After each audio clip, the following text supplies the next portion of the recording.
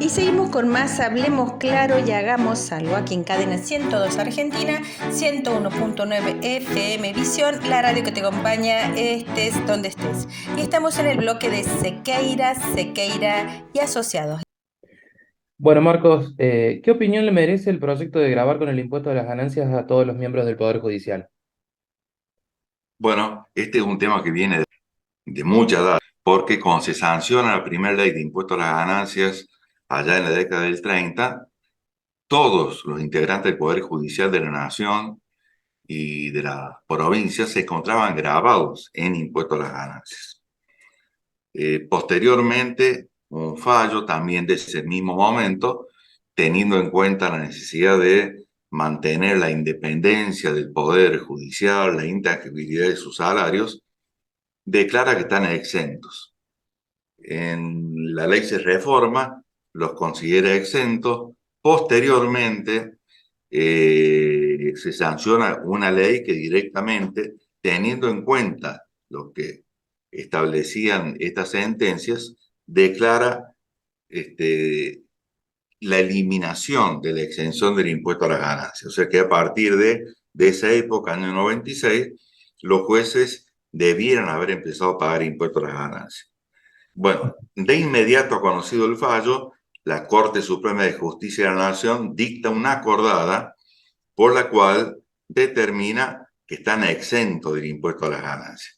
Bueno, nosotros hemos criticado desde siempre esto porque una acordada de la Corte que modifique una ley del Congreso de la Nación, verdaderamente no pasa la regla básica del principio de reserva de ley, ¿no? Ujú. Bueno, pasaron 20 años en esta situación donde los jueces no pagaron impuesto a las ganancias prácticamente desde siempre, ya sea por la acordada o por decisiones de los jueces.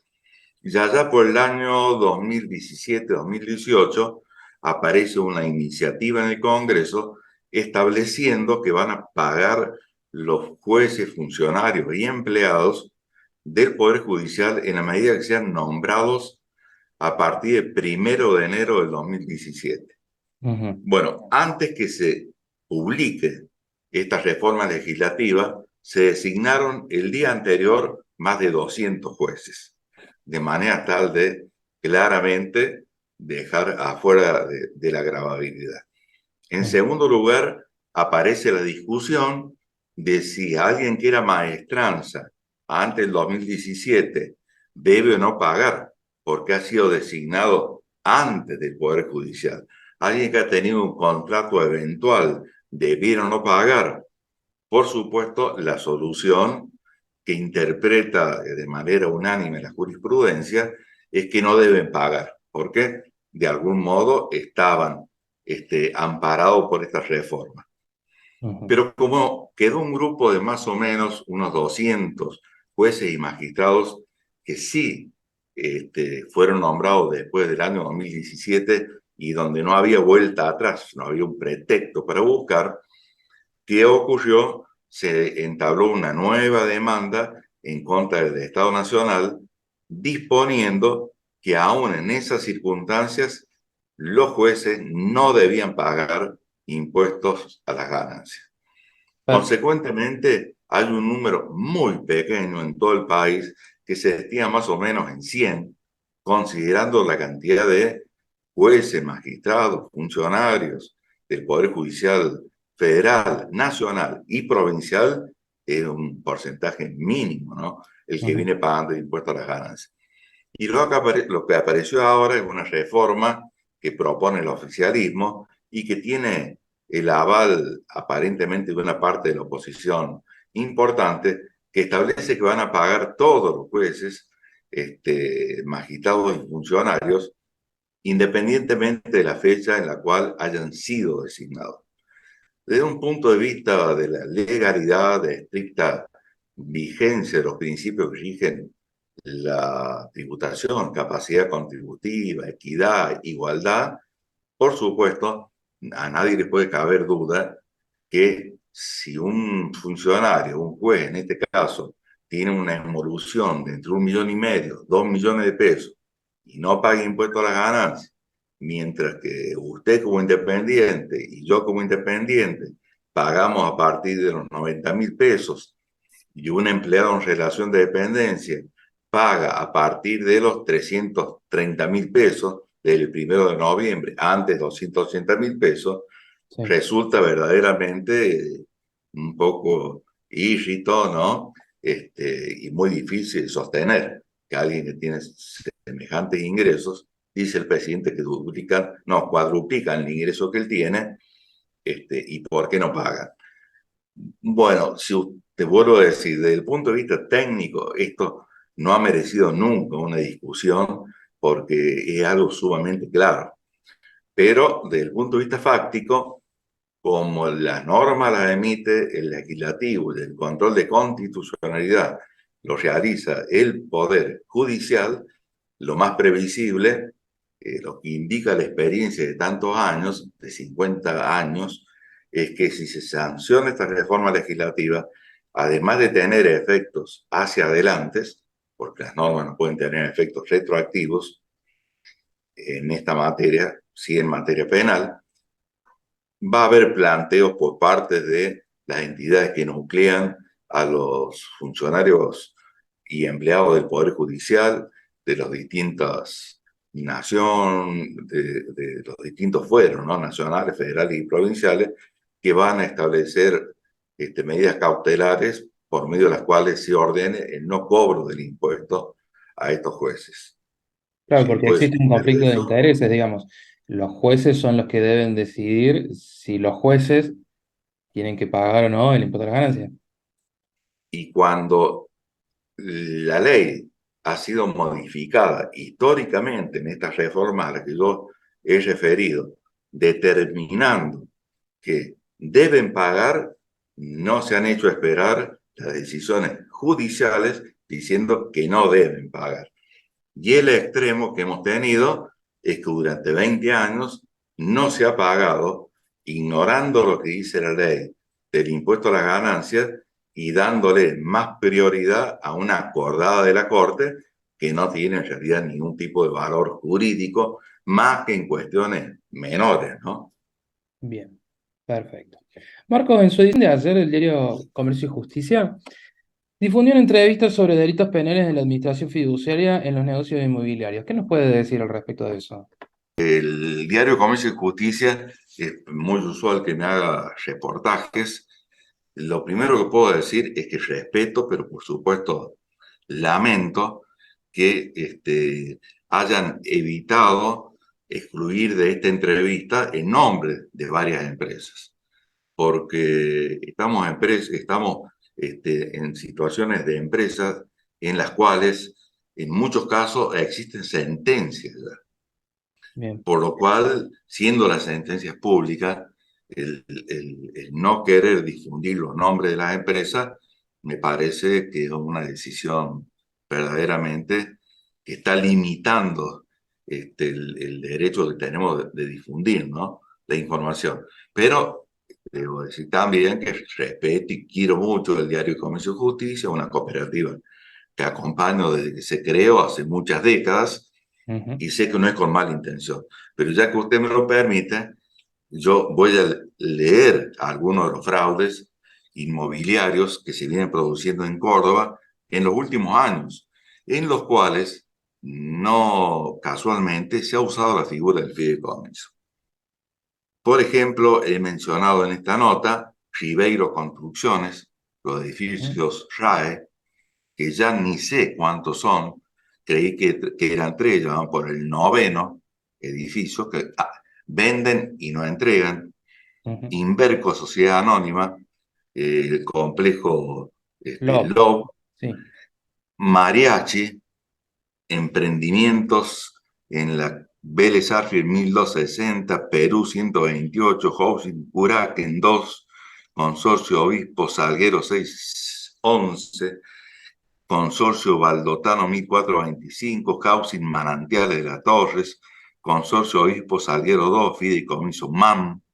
Bueno, Derante Sociedad Anónima, Edificios Toulouse, 1, 2, 3, 4, 5, 6, Rivera del Suquía, Duarte Quirós y Pasaje Valdotano, Ricardo Nicolás Carranza, Campo de Vuelo.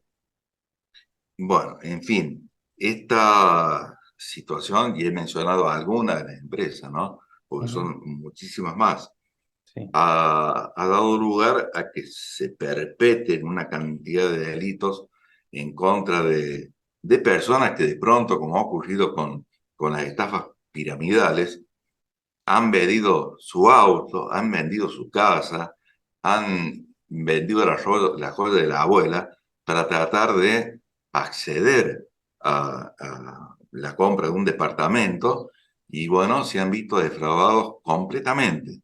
Ujú. Y esa defraudación ha tenido lugar en el 90% por una cuestión de falta de control, o bueno, usted es el especialista en derecho privado de quien estaba a cargo de la administración de los fideicomisos, ¿no? Ujú. En el caso, por ejemplo, de las situaciones de los Ribeiro, yo conozco que los fideicomisos y las sociedades comerciales, Jorge Ribeiro Construcciones SRL, en donde Jorge Ribeiro no figura ni en los fideicomisos ni en ninguna de las empresas.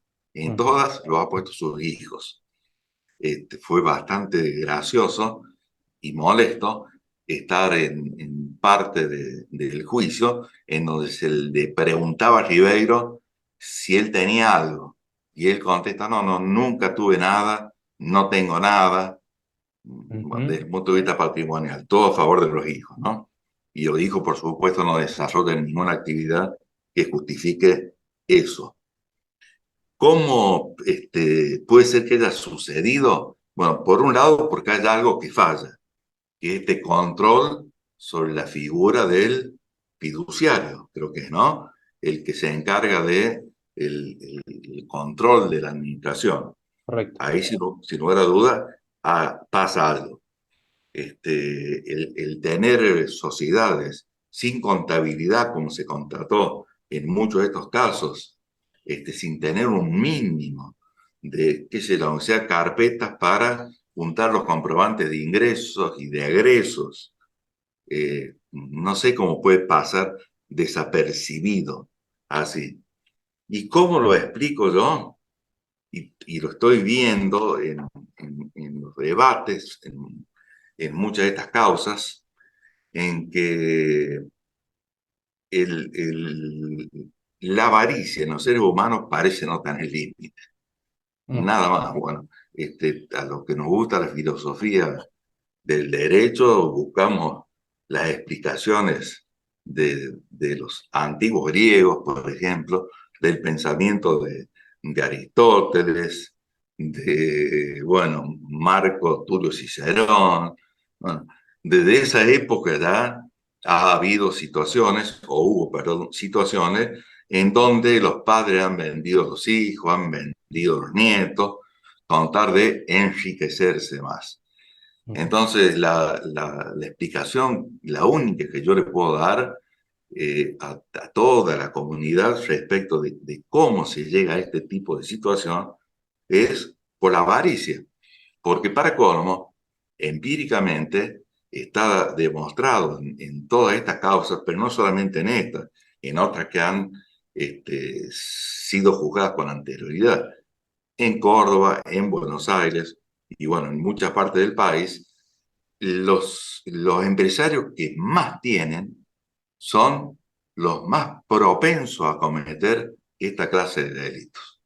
O sea que no es el necesitado el que dice, bueno, voy a ver si me salvo diciendo que hago un edificio y bueno, en lugar del edificio 10 departamentos, hago 2 departamentos, sino que el que tiene 10 edificios hechos y ya tiene una fortuna y se mueve en aviones, en autos importados de altísima gama. Esos son los más ruines, los que más echan mano a este tipo de estafas. Ujú. Correcto. En relación lo escuchaba decir que del juicio de Rivero Construcciones, ¿qué opinión le merece la actuación de la justicia en causas como esta? He tenido siempre una visión muy crítica de la justicia y de la justicia en Córdoba, ¿no? Hasta que, hasta que he tenido la oportunidad de estar ahí y de vivirlo en carne propia. Porque claro, es muy fácil para uno criticar cuando ve de modo abstracta las situaciones en los procesos judiciales, y otra cosa es cuando uno está sentado ahí y se interioriza de cómo funciona la justicia, ¿no? Más allá de que muchísimas críticas las sostengo y no me voy a decir respecto de ellas, como por ejemplo la existencia de la Fiscalía Anticorrupción, que me parece mm, tan vergüenza ajena. Pero acá me he encontrado con una novedad, y es que tenemos dos fiscales únicamente en esta materia, dos fiscales de delitos complejos y un fiscal subrogante en las situaciones en las que se pide el apartamiento por alguna de las cuestiones que prevé la ley de ambos fiscales. Pero son solamente dos fiscales de delitos complejos. Para cómo estas causas complejas, en lugar de haber un fiscal de primera instancia, un fiscal de instrucción durante la investigación, y un fiscal de cámara del juicio durante el debate, el juicio en sí mismo, es necesaria la presencia del fiscal de primera instancia, porque realmente las causas tienen una complejidad tal que si va el fiscal solito de cámara, va a necesitar tenerlo ahí al fiscal de instrucción. Y bueno, eso ha hecho que se haga un uso y costumbre bastante habitual que la Cámara del Crimen, que donde se juzgan esta clase de delitos, admita que directamente actúe como fiscal de Cámara el fiscal de delitos complejos. Con lo cual estamos dando al fiscal de delitos complejos la investigación, le estamos dando la actuación propia de la Fiscalía en esa primera etapa tan vital del proceso. Después estamos dando en la Cámara del Crimen, cuando se juzgan estos temas, la función del fiscal de Cámara. Exacto. Y cuando estamos en la Cámara de Acusación, porque haya algún tipo de apelaciones y demás, también muchas veces el mismo fiscal el que tiene que estar resolviendo las controversias. Ese es un problema enorme, porque con la cantidad de fraudes inmobiliarios, hablando únicamente de los inmobiliarios, porque no únicamente los inmobiliarios son competencia de los delitos complejos, pero tenemos un solo fiscal, tenemos un solo juez, el doctor Milton Peralta. ¿Cómo puede un solo juez de control ejercer esta actividad de control de garantías constitucionales sobre toda esta cantidad de causas y tan compleja? Y tenemos, para peor, una sola Cámara del Crimen, la Cámara Décima del Crimen. Quiere decir que todos los juicios van a parar a estos dos fiscales, o tres cuando actúe subrogante, a un solo juez de control, salvo que se lo aparte por alguna razón fundada, y a una sola Cámara del Crimen, una sola Cámara del Juicio, salvo también que se lo aparte o se lo intente apartar a alguno de los jueces y lo reemplace otro. Pero usted es doctor en Derecho.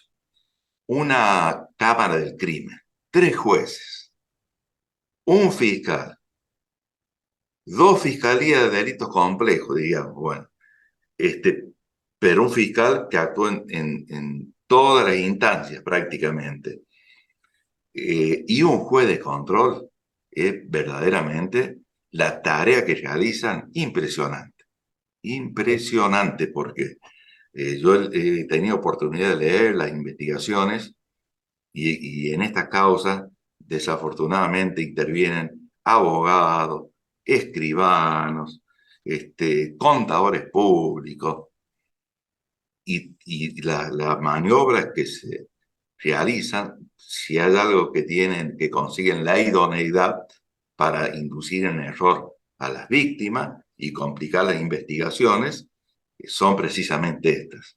Entonces, ¿qué opinión tengo? La opinión que tenía era quejas.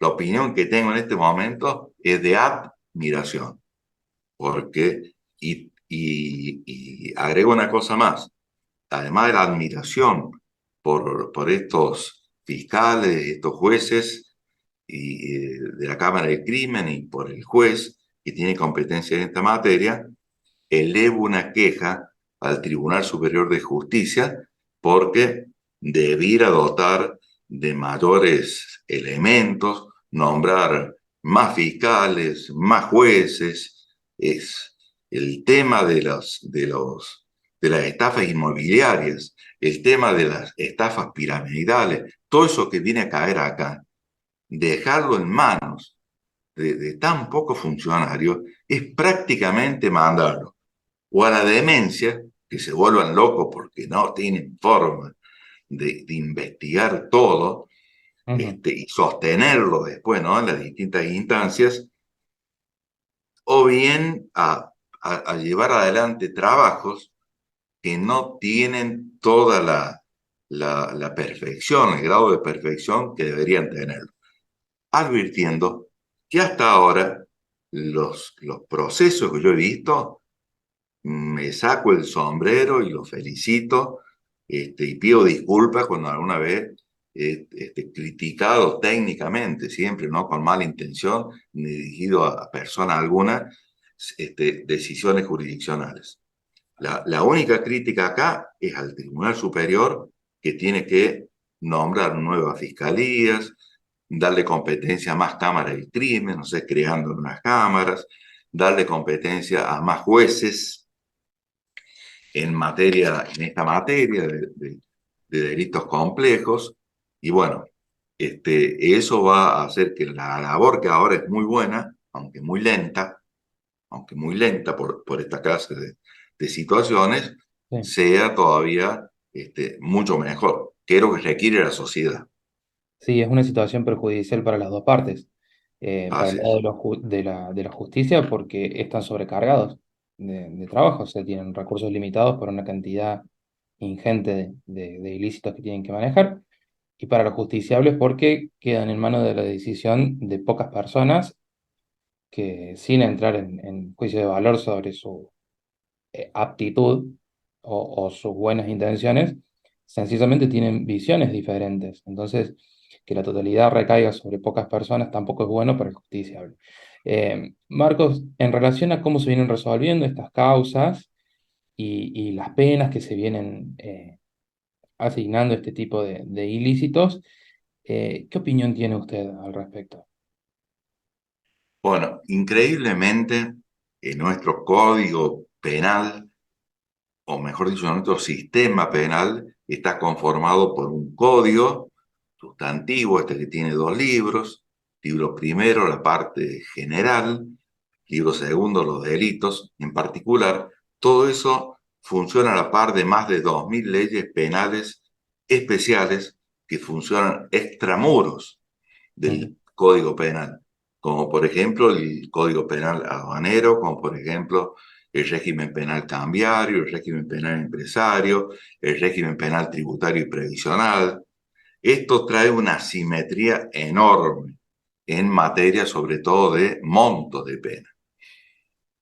Haciendo esa aclaración, evidentemente el monto que tiene el delito de defraudación, en este caso de los fraudes económicos, es insignificante, porque un mes a 6 años garantiza tener libertad durante el proceso, garantiza tener que durante, que si hay una sentencia y esta llega a ser definitiva, no va a ser de cumplimiento efectivo, sino condicional, o sea, no va a haber un preso. La pena adicional de una multa de 90.000 pesos, no sé cuánto será en dólares, ahora 90.000 pesos, pero también es medio irrisorio, Sí. ¿no? Cuando uno ve las estafas que se hacen, son de cientos, no sé, Ribeiro supera en una parte de la investigación los 15 millones de dólares. Claro. Este, entonces, la situación de las estafas piramidales hay una que supera los 180 millones de dólares. Una pena tan insignificante cuando, por ejemplo, a alguien que evade un impuesto por más de 15 millones de pesos tiene una pena de 3 años y medio a 9 años, pudiendo llegar a ser, en determinados casos, 10 años, no tiene sentido. O sea, acá se va de 180 millones y se va con este monto de pena. Eso me parece que es una cuestión de política criminal que habría que cambiar. Desafortunadamente, para algunos y afortunadamente para otros, generalmente todo este tipo de delitos se realiza mediante la asociación ilícita. O sea, las partes se ponen de acuerdo para llevar adelante conductas criminales y ahí las penas se elevan de 3 a 10 años. Con lo cual, eso justifica que hemos tenido gente privada de la libertad aún en situaciones de estafas de esta naturaleza, porque está la figura de la asociación ilícita. Ahora, la figura de la asociación ilícita, que también proviene del proyecto Tejedor del año 1900, y que tiene causas en las cuales se ha declarado la inconstitucionalidad, es muy difícil de ser sostenida. Digamos que los fiscales se esfuerzan por probar que haya asociación ilícita, porque es el único modo que tienen de lograr la detención, pero no lograr la detención por una cuestión de venganza, lograr la detención por una existencia seria de riesgo procesal, porque la gente que comete este tipo de delitos normalmente tiene mucho poder económico y las posibilidades de fugarse a los efectos del proceso y irse a vivir a un país donde no exista extradición, como ha sucedido muchísimas veces, son muchas. Claro. No le pasa lo mismo al que robó la gallina de la casa del lado. Y por otro lado, porque el dejar en libertad a alguien cuando hay delitos tan complejos, porque uno, si lo he sentido el fiscal y a los jueces de la Cámara interrogando, diciendo, usted no tiene cuentas en el exterior. No, no. ¿Y tuvo alguna vez una cuenta en el exterior? No. Ah, porque acá tengo a alguien que dice que le depositó en Ucrania un dinero por orden de sucia que después usted lo trajo a Estados Unidos lo llevó a Uruguay y de Uruguay lo trajo a Córdoba y que fue cobrado por ustedes. Ah, me había olvidado. Ah, se había olvidado. ¿Y se acuerda de qué monto era? No, no me acuerdo. O sea, ¿se acuerda quiénes cobraron ese dinero? No, no me acuerdo. Otra situación semejante acá, en uno de estos juicios, la investigación da cuenta que se habían metido 400, no, una cantidad de cocheras en $400.000, de los cuales $200.000 todos son pagados fuera del país, en realidad, y el empresario se había olvidado. O sea, ¿a vos te parece que alguien se puede olvidar que cobró $400.000? Medio difícil, ¿no? Sí. Pero la labor, el esfuerzo de la investigación obtiene esa información. Y también cuando se le cuestiona al empresario, ¿y se acuerda qué hizo con la plata? No me acuerdo, no me acuerdo. Bueno, mm, porque acá tengo información que entraron $200.000. Ah, sí, sí, puede ser. ¿Y se acuerda cómo cobraron esos $200.000? Me parece que sí, en una financiera. ¿En qué financiera? En una que está a media cuadra de la Plaza San Martín. ¿Y se acuerda cómo se llama? No, no me acuerdo. ¿Y se acuerda quién fue a cobrar? No, no me acuerdo. ¿Y la fecha más o menos se acuerda? No, no me acuerdo. ¿Qué quiero decir? Que las posibilidades de también entorpecer la investigación, que es el otro requisito que pide para que se prive de libertad a una persona, también están presentes. Por Seguro. lo cual, el dejar a estos señores que son inocentes hasta tanto se demuestre lo contrario, yo eso no lo voy a cambiar, pero contrae o trae consigo un riesgo procesal significativo. Creo que Seguro. acá habría que revisar un poco este tipo de figuras por lo que viene sucediendo, ¿no? El costo para una sociedad que se va a hacer colocar una vacuna y tiene que llevar la aguja y el algodón, mientras estos empresarios este, tienen autos, tienen aviones, y hablan con una lástima, porque tienen un avión viejo, tienen, tienen un auto que, bueno, podría ser más lindo, quieren seguir viviendo en el country donde viven, y bueno, o sea, parecen ser las víctimas Sin duda. y no los victimarios como son, ¿no? Exactamente. Bueno, serán temas que habrá que replantearse como sociedad. Marcos, muchas gracias por tu tiempo y esperamos tenerte pronto de vuelta con tus opiniones, ¿sí? Muchísimas gracias a vos, un placer que me hayas hecho vos la entrevista particularmente, dado que además de ser mi yerno, sos uno de los abogados más brillantes que conozco. Gracias. Buenas